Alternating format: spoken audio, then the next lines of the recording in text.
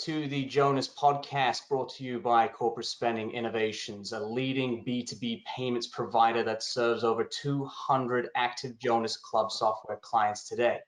Now, Jonas and CSI, we've built a long-standing partnership based on the foundation of exceptional experiences delivered through industry-leading services, integration applications, and innovative technology.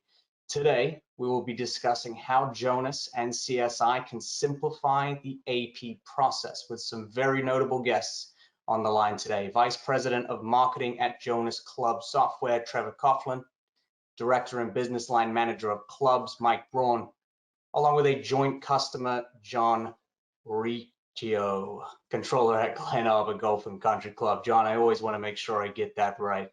But today's topic, we're going to talk about Jonas and CSI, how they can simplify the AP process. So we all know what's happened in the past year, post-COVID environment, pre-COVID environment. Maybe some of us were remotely working. We're going to talk a little bit about that. Onboarding and simplifying the AP process workflow. Obviously, we've all become ingrained in that. So a little bit more detail for those fellow listeners we have. And then additionally, supplier engagement, new revenue stream. What is it that you can really benefit from partnering with not only CSI, but also Jonas in this aspect? So John, I am going to start with you here. In 2020, it's almost like we're talking about it all too much nowadays, but we all know the unprecedented change that happened in the world. How did these changes affect not only your club, but specifically maybe budgeting and forecasting, or even your expense management and account payable procedures? Well, you wake up one day and you go to work and everything's fine. You wake up the next day and halfway through your day, somebody says, yeah, you're not going to be coming back to the office for a while.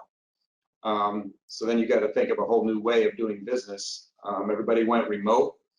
My AP was already remote, so I knew that part of my business was going to be fine. But then, there's all sorts of other costs that you have to start thinking about that you never had to worry about before, like, sanitizing. What are we going to do to make the building safe for when we get back in business? So that was a whole new ball of wax that nobody ever considered.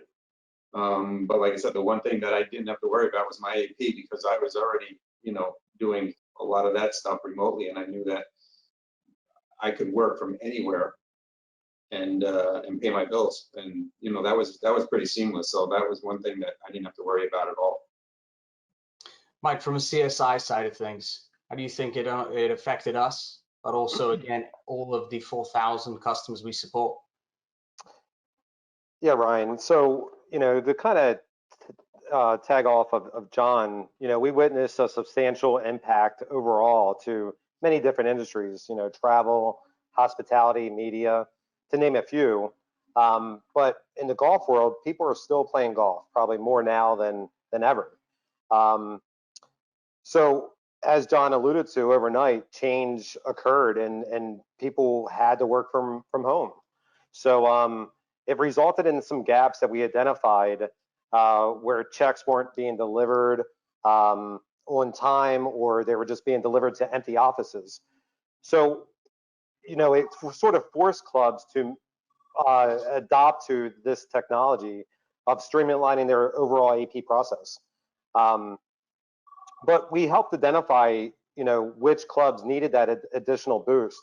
So we worked closely with them to sort of assist with their handling of their payment workflows, to ensure that the suppliers were just getting paid on time. But at the end of the day, CFOs really discovered that what they were doing was ancient and sort of painful. So they had to adjust and know that the trend is pointing in that world of automation. Right. Still surprising how many back office practices are, like you said, almost archaic in today's world with the 21st century. What is that called? The technology age, right? That gives us all of these capabilities. We're using it in our personal lives, so why not use it in the business as well?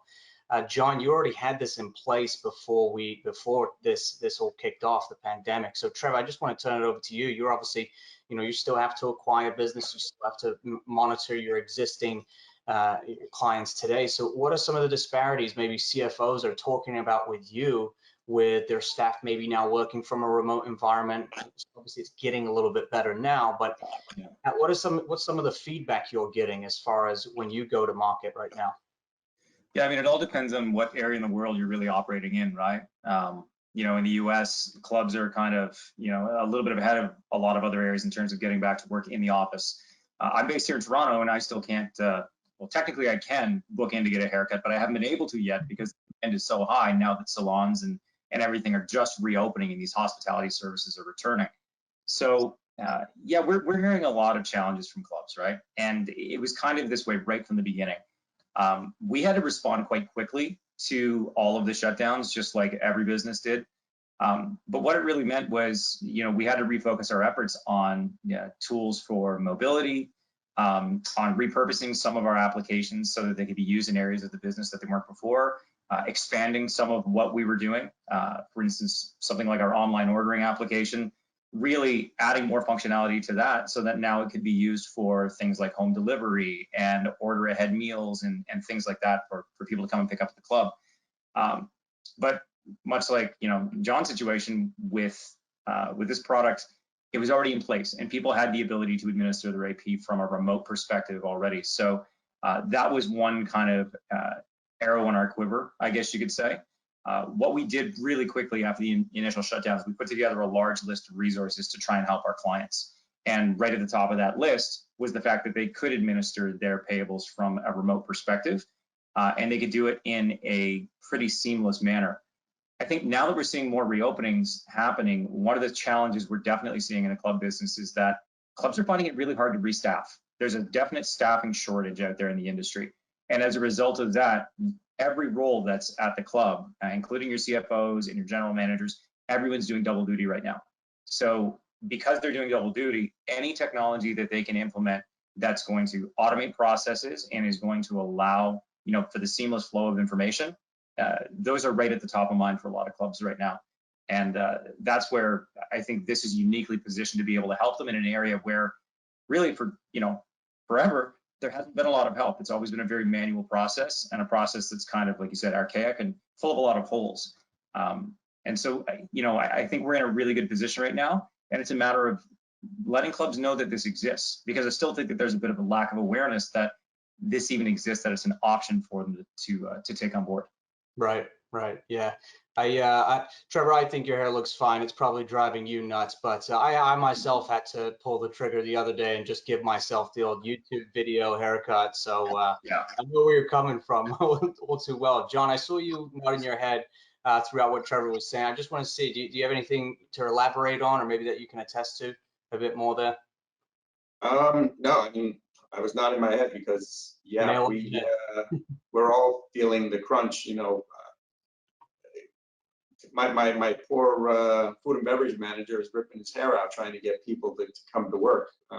You know, pretty much all we've been able to do is get the high school kids to come out, and it's like, okay, it's a quick fix. But you know, once they go back to school, we're going to be searching for a whole new crew and having to do training late in the season, and that's not when you want to be doing training.